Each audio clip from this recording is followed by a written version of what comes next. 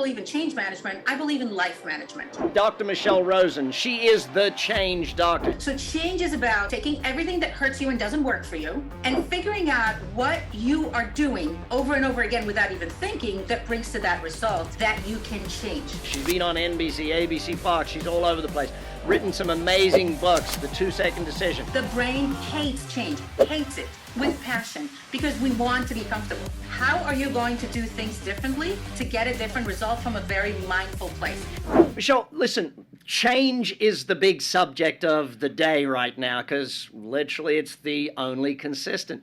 How do you define change in your world? Because it's your profession, it's your thing. We've had a panel of change management professionals right before the pandemic. Like, Brad, this is like 2 days before shutdown when somebody, we would put a few hand sanitizers and think that we beat the pandemic that week.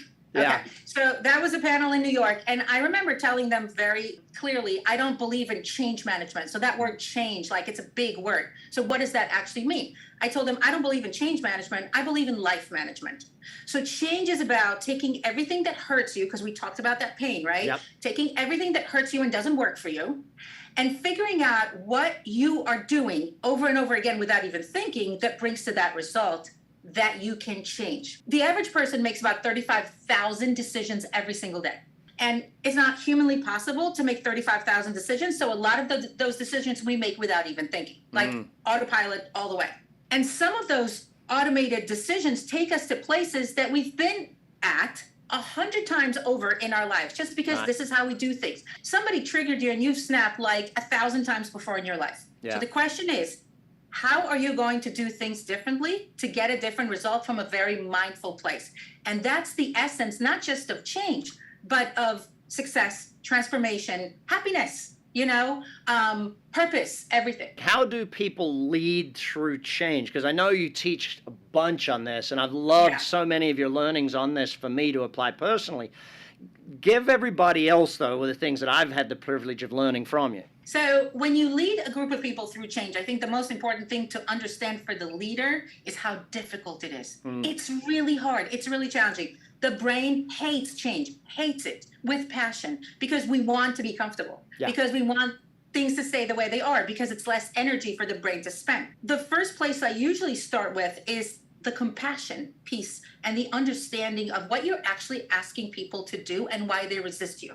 Human factor of leadership that has been sort of a growing trend over the years before the pandemic became very central to leadership. And the soft skills are now critical. So if you're the kind of leader who leads a team through change, the first thing you need to do is work on yourself, work on your people skills, because if you don't have the compassion and you don't have the ability to work well with others and to show gratitude, you're not going to make it. You can have a stellar process for change management. It's not going to work. You got to be a person first. So it's back to like the things that our mothers taught us, that our fathers taught us, that our grandparents, how to be a person. One of the things I noticed in many of my companies pre-COVID to post-COVID was a change in the culture of the organization. So take me through how, we can, I guess everyone's back, but bring back that feeling, I guess, in people. How do you get that culture back? How do you get that feeling back in people?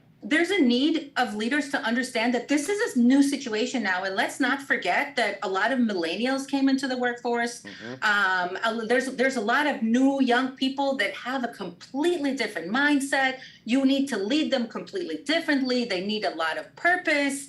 They interact very differently. So there's a lot, the savvy leaders who are now, at top leadership position, there's a lot of new things for them to learn. They're not in their comfort level too, because you think that they would know how to do it by now, but everything changed. And what I was talking to leaders about at that LinkedIn Live is the need to be very tuned in and mindful to where people's minds are at, because what we're perceiving as people's needs right now is not necessarily going to be where everything will be in a year from now. Change is more like, oh my gosh, everything changes all the time. How do I perform at my best within all this change that is happening so quickly? So that leads me then to reactive versus proactive change. Explain to people the mindset, I guess, between the two, and how do they get into that proactive mindset? if anybody wants to shift from being reactive to proactive, the first thing they need to do is pause and think.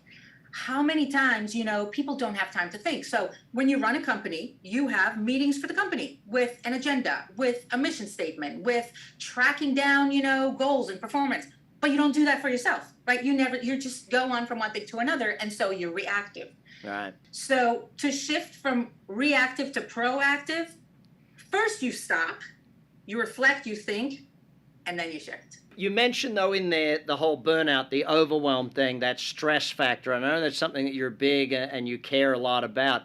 How do people move through that, and what's the process of that one? One angle is your own burnout. The other one is other people's burnout, right? So in terms of your own burnout, the most dangerous thing about burnout is that most people, when they're burned out, they're too burned out to realize that they're burned out, because they just go on from one thing to another and they try to make it and get through the day. If we're talking about success, and the heart of all success is good decision-making, good mindful decision-making in different aspects of your life, then how are you going to do that if you're so burned out that you're not even thinking right?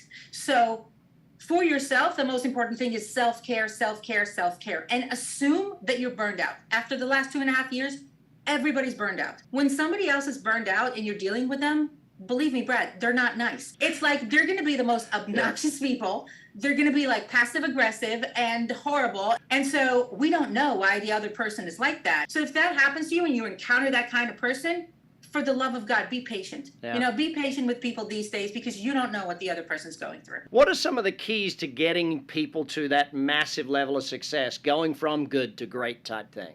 Going from good to great, to me, is harder than going from not so good to good. That's a lot of effort. That's a becoming process where you grow as a person to someone who is great. I think the heart of it is really challenging yourself all the time and having a good reason to do that. In the short term, you lose the comfort. You're constantly challenged. You're never comfortable. I'm literally talking about myself, Brad. But in the long run, you really, really reap the fruit of your efforts. You gotta have a really, really good reason to get up in the morning and do all of that. And it's gotta be greater than yourself. I mentioned my family. As far as I'm concerned, for some people, it's another goal. It's gotta be something that is above the daily grind, that is gonna make you go through the daily grind to get there.